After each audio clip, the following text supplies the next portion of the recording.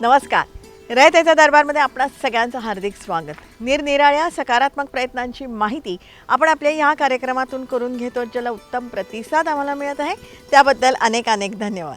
मंडळी, त्याच अनुषंगाने मागच्या भागासाठी सुद्धा खूप छान प्रतिसाद आम्हाला मिळाला. मागच्या भागामध्ये आपण चक्क चांदी या विषयावरची संपूर्ण माहिती जाणून घेतली. म्हणजे चांदीचा इतिहास काय आहे, त्याचे गुणधर्म काय आहेत, चांदी कुठे मिळते, त्याची शुद्धता किती आहे, किंवा चांदीचा वापर किंवा उपयोग नेमका कसा केला जातो, किंवा नेमकी चांदीची मागणी किती आहे आणि उपलब्धता किती आहे, चांदीचे दर किती आहेत, याविषयीची संपूर्ण माहिती जाणून घेतली होती. चांदीचा इतिहास आपण जाणून घेतलेला होता. म्हणजे अगदी राजे रजवाड्यांच्या कालखंडामध्ये चांदी सोन्याची घरं होती हेही आपण ऐकलेलं आहे आणि त्या सर्व गोष्टी सत्य होत्या याविषयीही आपण जाणून घेतलेलं आहे. मंडळी, औद्योगिक क्षेत्रामध्येही आता चांदीचा वापर मोठ्या प्रमाणावरती होत आहे. तेव्हा अशा प्रकारची वेगवेगळ्या विषयांवरची माहिती जर का तुम्हाला हवी असेल ना, तर रयतेचा दरबारचा प्रत्येक एपिसोड आपण सगळ्यांनी बघायला पाहिजे. त्यासाठीच एकमेकांना मदत करू, एकमेकांची काळजी घेऊया आणि सगळ्यांचं जगणं समृद्ध करूया. त्यासाठीच रयतेचा दरबार.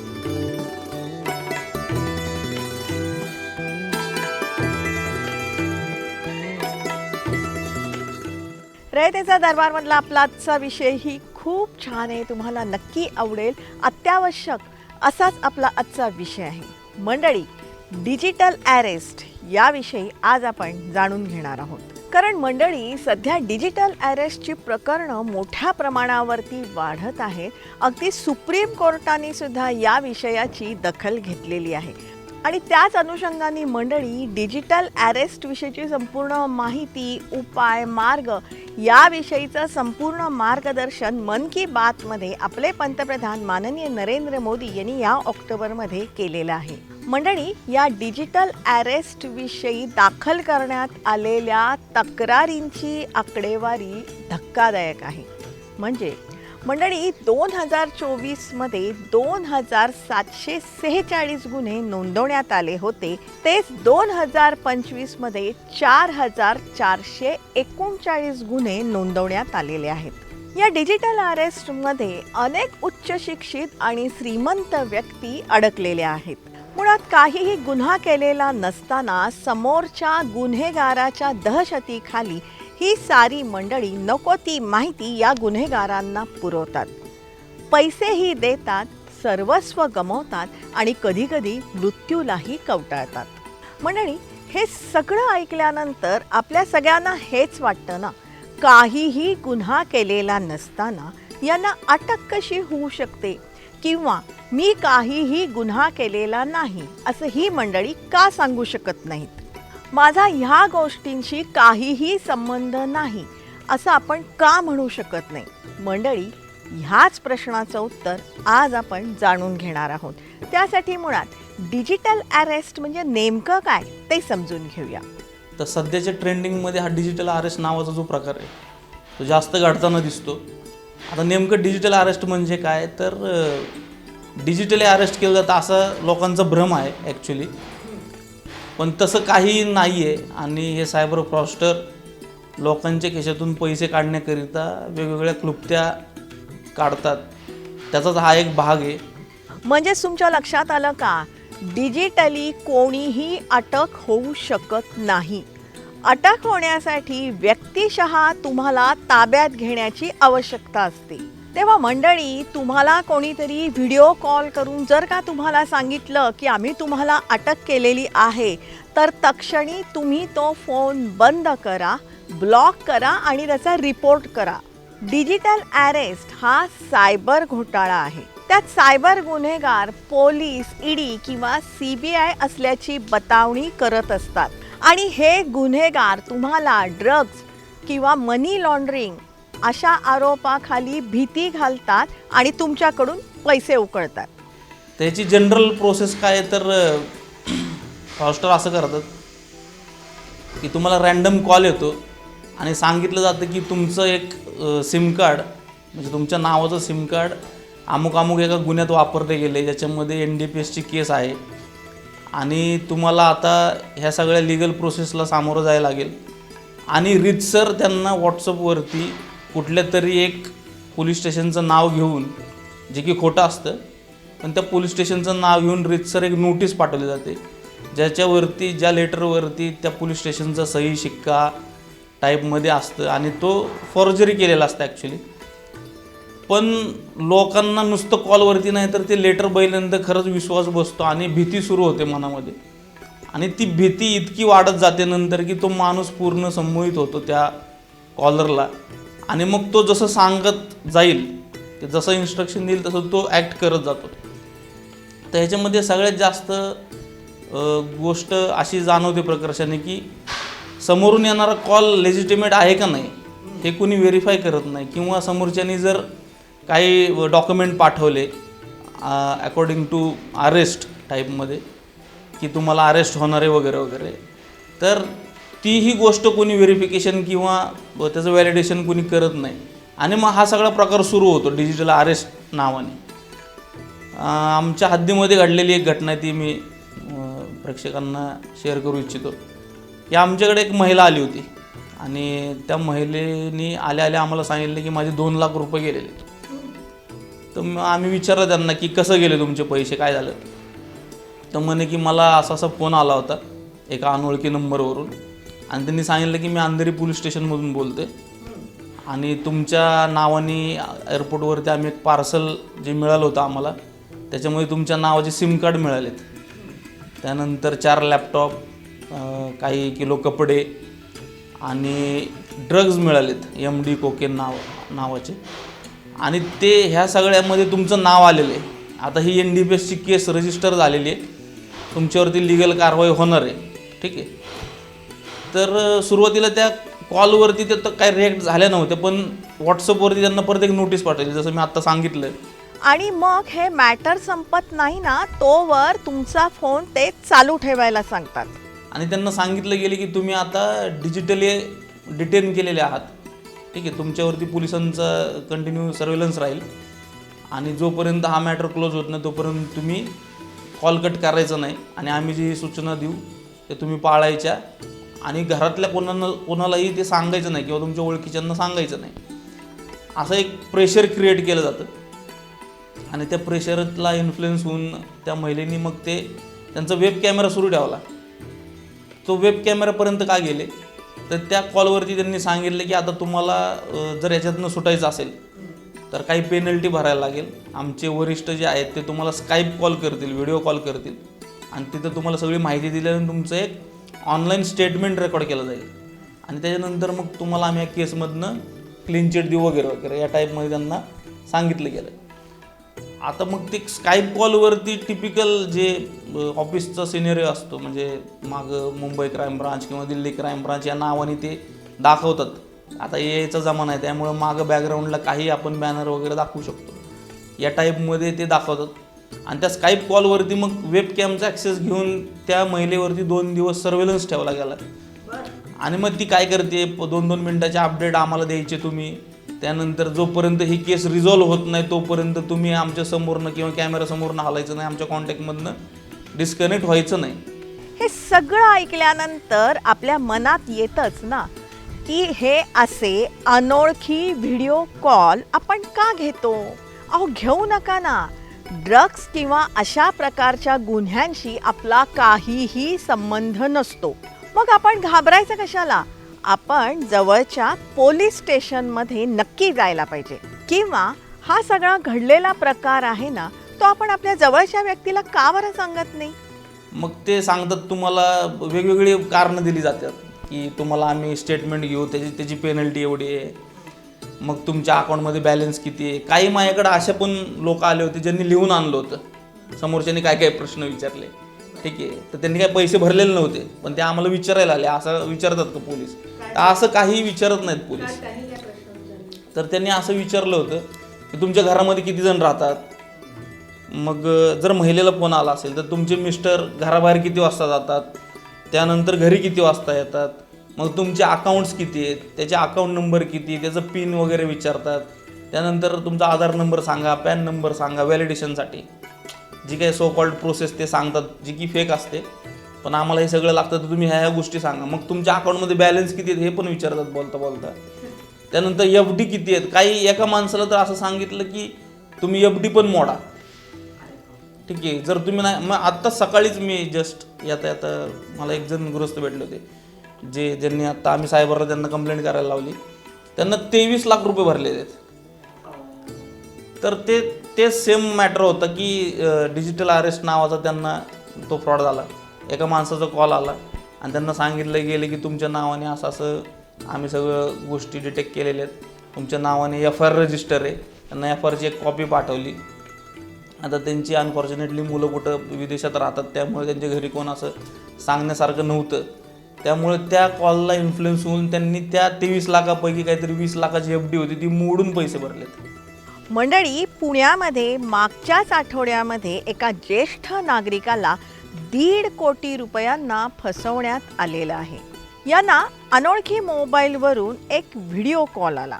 बनावट ओळखपत्र, सरकारी लोगो वापरून गुन्हेगारांनी आम्ही CBI ऑफिसर आहोत असं सांगितलं आणि तुमच्या अकाउंटमधून पहलगामच्या दहशतवाद्यांना रक्कम पुरवण्यात आली आहे असा त्यांनी आरोप केला. तपासाला सहकार्य करा, नाहीतर तुम्हाला तुरुंगवास होईल अशीही त्यांना धमकी देण्यात आली. साहजिकच हे ज्येष्ठ नागरिक खूप घाबरले. त्यानंतर त्यांना सांगण्यात आलं की तुमच्या बँक खात्यांची आम्हाला पडताळणी करायची आहे, तेव्हा तुमच्या बँक खात्यामध्ये जी रक्कम आहे ती सगळी रक्कम आमच्याकडे जमा करा. या ज्येष्ठ नागरिकांनी सगळी रक्कम जी होती ती यांच्याकडे जमा केली. 1.5 कोटीच्या आसपास ती रक्कम होती. ज्येष्ठ नागरिकांनी त्यांच्याकडे दिली आणि आजतागायत त्यांना ती रक्कम मिळालेली नाही आणि 1.5 कोटी रुपये गमावले. जनरली डिजिटल अरेस्ट प्रकारामध्ये फसण्याचं प्रमाण जे बघतो आपण, तर कायद्याच्या भाषेमध्ये जर बोलायचं ठरलं तर पोलीस कधीही कुणालाही असा कॉल करत नाहीत. पहिली गोष्ट, जनरल प्रोसेस अशी आहे की जर एखादा आरोपी असेल किंवा संशयित असेल, त्याला एक कायद्याच्या तरतुदीप्रमाणे नोटीस पाठवली जाते किंवा त्याचा शोध घेतला जातो. त्याचं जे काय त्याचं राहायचं ठिकाण असेल किंवा तो कुठं काम करतो वगैरे वगैरे, आणि तिथं डायरेक्ट जाऊन पोलीस त्याला अरेस्ट करतात, अदरवाईज नोटीस पाठवतात. ठीक आहे, तर अशा पद्धतीने जर कोणाला काही कॉल आले किंवा नोटिसेस आल्या तर त्याचं पर्टिक्युलर ज्या पोलीस स्टेशनकडनं ती गोष्ट आलेली तिथं कॉन्टॅक्ट होणं किंवा जवळच्या पोलीस स्टेशनला जाऊन सरळ रीतसर तुम्ही चौकशी करू शकता की हे खरं आहे का खोटं आहे. मुंबईत नुकतीच एक घटना घडलेली आहे ज्यामध्ये एका ज्येष्ठ नागरिकांनी 58 कोटी रुपये गमावलेले आहेत. आपल्याला विचार पडतो नाही, असं कसं घडतं हो? सारासार विचार कुठे जातो? इतकी दहशत असते का? हेही प्रश्न पडतात. इमोशनल जे हँडल झालं पाहिजे इमोशनली, ठीक आहे, तर इट्स अगेन की cyber crime is the clever manipulation of human emotions. की मी मागाशी जसं सांगितलं की 10 पैकी 3-4 लोक फसतात, तर नॉट नेसेसरी की ते सगळेच फसतील. त्यामुळं ती जी 5-6 लोक आहेत ती व्हेरीफाय करतायत की जवळच्या मित्रांना विचारतायत किंवा जवळच्या पोलीस स्टेशनला जाऊन विचारतात किंवा ती कायद्याचं त्यांना माहिती आहे बऱ्यापैकी किंवा कॉमन सेन्स अप्लाय करतायत. तर राहिलेली 3 जी लोक आहेत ती लोक, म्हणजे आपण त्या रेशोमध्ये विचार करतोय की ती 3 लोक आहेत ती लोक घाईमध्ये आणि भीतीपोटी त्या गोष्टीला बळी पडतात. मंडळी, सतत कशाची तरी भीती वाटत राहण्याचा मनोविकार सध्या बहुसंख्यांमध्ये बळावलेला आहे. कधीतरी कुठेतरी आपल्या हातून चूक घडलेली असते आणि त्या चुकीचा पगडा आपल्या मनावरती प्रचंड प्रमाणामध्ये असतो आणि त्यामुळेच आपली पत सांभाळण्याच्या नादात आपण कुठल्याही तडजोडी करत असतो. कधीतरी कुठला तरी कायदा आपल्या हातून मोडला गेला ना, तर त्याबाबतची शिक्षा भोगण्यापेक्षा पळवाटा शोधून आपण तडजोडी करत असतो आणि ह्याच मनोवृत्तीचा फायदा हे सगळे सायबर गुन्हेगार घेत असतात. आणि म्हणूनच अशा प्रकारे सायबर गुन्हेगाराचा फोन आल्यानंतर आपण घाबरून जातो. मी काहीही केलेलं नाही हे सांगण्याचं धाडस आपल्यामध्ये उरत नाही किंवा जवळच्या पोलीस स्टेशनमध्ये जाण्याचंही आपल्याला सुचत नाही. पण आमचा प्रयत्न असा आहे की आम्ही पोचतो लोकांपर्यंत की या सायबर, आता हा महिना सायबर जनजागृती महिना म्हणून घोषित केलेला आहे ना. आम्हाला सुद्धा मिनिस्ट्री ऑफ होम अफेअर्स किंवा आमचे जे DG ऑफिस आहेत तिकडून इन्स्ट्रक्शन आलेले की तुम्ही लोकांपर्यंत पोचा आणि जनजागृती करा सायबर क्राईमबद्दल. कारण हे फसताना जास्त दिसतं ना. याच्यामध्ये सिक्युरिटीचा की पॉईंट म्हणजे अवेअरनेसच आहे, म्हणजे जनजागृतीच आहे. मग जोपर्यंत जनतेचं आणि सामान्य जनतेचं आणि पोलिसांचं कम्युनिकेशन होणार नाही तोपर्यंत याच्यावरती फर्म असं सोल्युशन मिळणार नाही. हे सायबर गुन्हेगार सांगतात, झालेली गोष्ट कुणालाही सांगू नका, पण ह्यांचं तुम्ही अजिबात ऐकू नका. आपल्या बाबतीमध्ये जो अनुभव येतोय ना तो लवकरात लवकर जवळच्या व्यक्तीला तुम्ही नक्कीच सांगा. पोलीस स्टेशनमध्ये जा आणि मुळात अशा प्रकारचे अनोळखी फोन आपण घ्यायलाच नाही पाहिजे. किंवा जर का असे फोन आले ना तर ते लगेच आपण बंद करू शकतो, ब्लॉक करू शकतो, त्याचा रिपोर्ट मारू शकतो किंवा अगदी या सगळ्या गोष्टी आपण रेकॉर्डही करू शकतो, जे आपण करण्याची गरज आहे. आणि असा जर का सायबर गुन्हा घडला ना तर 1930 म्हणजेच 1930 या हेल्पलाईनला आपण लगेचच तक्रार नोंदवण्याची गरज आहे. आता याच्यामध्ये तुम्हाला जर फायनान्शियल फ्रॉड झाला असेल, जर पैसे गेले असतील अकाउंटमधून, तर टोल फ्री नंबर आहे MHAने दिलेला, मिनिस्ट्री ऑफ होम अफेअर्स 1930. याच्यावरती तुम्ही जर कॉल केला तर जे तुमचे ट्रान्झॅक्शन झालेले आहेत फ्रॉडुलंट त्याची UTR नंबर विचारले जातात आणि ते सांगितल्यानंतर एक इमिडिएट कंप्लेंट रजिस्टर होते आणि त्या रजिस्टरचे ती जी कंप्लेंट आहे त्याच्या अगेन्स्ट ज्या अकाउंटला पैसे गेलेले आहेत ते फ्रीजिंगला सुरुवात होते. हे झाली फायनान्शियल रिलेटेड गोष्ट. महाराष्ट्र सायबरने अजून एक नवीन टोल फ्री नंबर सुरू केलेला आहे जो 1945 आहे, ज्याच्यामध्ये नॉन फायनान्शियल तुम्ही कंप्लेंट रजिस्टर करू शकता. हे दोन त्यातले मुख्य फरक आहेत. त्यानंतर cybercrime.gov.in ही वेबसाईट दिलेली आहे गव्हर्नमेंटने, ज्याच्यावरती तुम्ही जर कॉल नाही लागला इन केस तर तुम्ही त्या पोर्टलवरती रजिस्टर करू शकता. हे दोन्ही जरी नाही कळलं तरी जवळच्या पोलीस स्टेशनला जाऊन तुम्ही इन्फॉर्मेशन देऊ शकता, जेणेकरून आपल्याला गायडन्स मिळतो आणि इमिजिएट काय ॲक्शन व्हायची ते होऊ शकते. गुन्हेगारांनी पिन OTP मागितला ना तर अजिबात देऊ नका. आपलं काहीही नुकसान त्यामध्ये होत नसतं हे लक्षात घ्या. फसव्या जाहिरातींना बळी पडू नका. कुठलीही स्वस्त गोष्ट असते ना ती फसवी असते. मंडळी, सध्याच्या जगामध्ये प्रत्येक गोष्टीला प्रचंड मूल्य आलेलं आहे आणि अशामध्ये जर का कोणी आपल्याला स्वस्त काही देत असेल तर तो सापळा असतो, हे आपण लक्षात घ्यायला पाहिजे. पार्सल संदर्भात एक दुसरा फ्रॉड होते सध्या. आमच्याकडे 2-3 तसे प्रकार आले होते ज्याच्यामध्ये रॅन्डम कॉल येतो. आता याच्यामध्ये बऱ्यापैकी डेटा ब्रिचेसचा पार्ट येतो की बऱ्याचशा मोठ्या मोठ्या कंपन्यांचा डेटा कुठल्या तरी बॅकएंडनी घेतला जातो आणि ज्या दिवशी ती डिलिव्हरी आहे त्या डिलिव्हरीच्या दिवशीच बरोबर फोन येतो फ्रॉडस्टरचा की तुमचा अमुक पार्सल आहे, पण तुमचा आम्हाला पत्ता सापडत नाही आहे. आम्ही जो नंबर सांगतो तो डायल करा म्हणजे आमच्यापर्यंत ते पोचेल आणि तुमची डिलिव्हरी सक्सेसफुल होऊन जाईल. जो *21# आणि पुढं मोबाईल नंबर नंतर हॅश ते डायल झाल्यानंतर जो तिथं नंबर टाकतोय, जो फ्रॉडस्टर सांगतो त्या नंबरला आपले सगळे SMS फॉरवर्डिंग लागतात. तर तो SMS फॉरवर्डिंग झाल्यानंतर मग प्रत्येक जनरेट होणारा OTP, मग तो कशाच्याही अगेन्स्ट असो, तो असेल ट्रान्झॅक्शनच्या अगेन्स्ट किंवा नेट बँकिंग पासवर्ड रिसेटच्या अगेन्स्ट, तर ते सगळे OTP त्या नंबरला फॉरवर्ड होतात आणि त्या OTPचं मग मॅनिप्युलेशन होऊन आपल्या अकाउंटमधनं पैसे जाण्याची शक्यता नाकारता येत नाही किंवा ते जातात. यावरती आपण उपाय तर शोधायलाच पाहिजेत.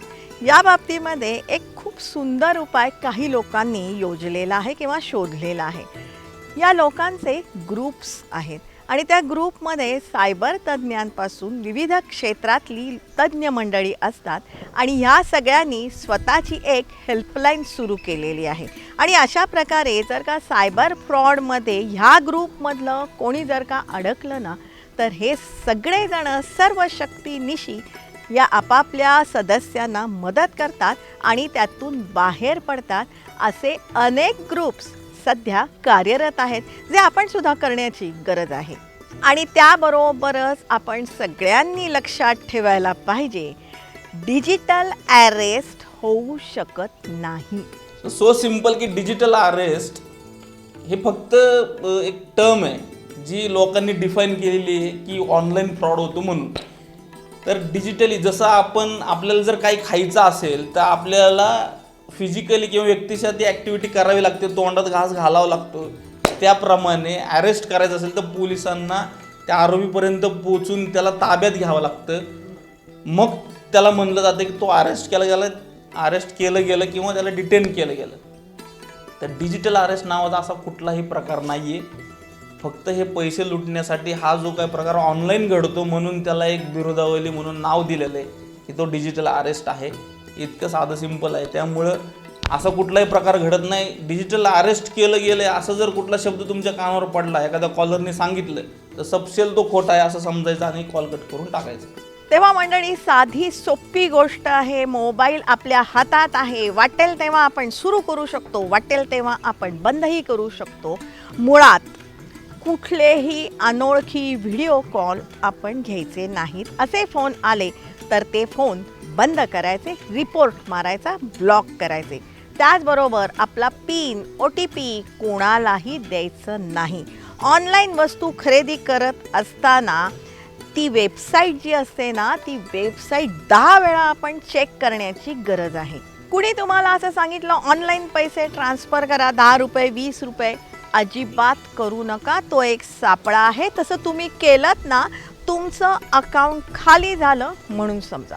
आपल्याला सर्वांना अडकवण्याची ही निरनिराळी आमिषं आहे, जी हे सायबर गुन्हेगार नित्य नवीन शोधत असतात. तेव्हा आपल्याला जर का वाचवायचं असेल तर आपणच त्यातून मार्ग काढायला पाहिजे. सारासार विचार विवेक ठेवायला पाहिजे. कुठेतरी विचार करून मगच कृती करायला पाहिजे. आपल्या जवळच्या व्यक्तीशी आपण या सगळ्या गोष्टी सांगायला पाहिजेत. त्याचबरोबर पोलीस यंत्रणा हे आपले मित्र आहेत हेही समजायला पाहिजे. पोलीस स्टेशनमध्ये थेट जा. आपल्याला ऑनलाईन कोणी नोटीस पाठवली ना, तर त्याची वैधता आपण तपासायला पाहिजे, तीही पोलीस स्टेशनला जाऊन. 1930 हा नंबर लक्षात ठेवून त्यावर लगेच आपण तक्रार नोंदवायला पाहिजे. मंडळी, सध्याच्या कालखंडामध्ये इंटरनेट हे अत्यावश्यक आहे, पण ते वापरत असताना खबरदारी ही आपण घ्यायलाच पाहिजे आहे.